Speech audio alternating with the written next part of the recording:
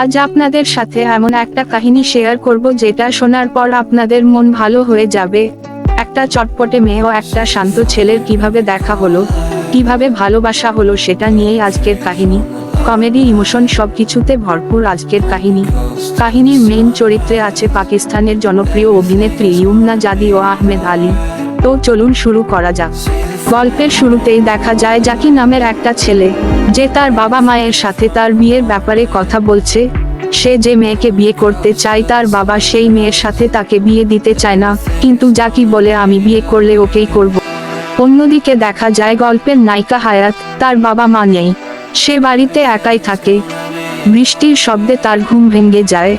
সে উঠে বাইরে যাওয়ার সময় সে পড়ে যায় এবং তার ল্যাপটপটাও পড়ে যায়। ল্যাপটপটা নষ্ট হয়ে যায়, কিন্তু তার মিটিং থাকায় ল্যাপটপ লাগবে, তাই সে তার বন্ধুকে ফোন দেয় এবং আসতে বলে। তার বন্ধু সালমান ফোন ধরে বলে এত রাতে সে যেতে পারবে না, কিন্তু হায়াত বলে তার ল্যাপটপটা খুব দরকার।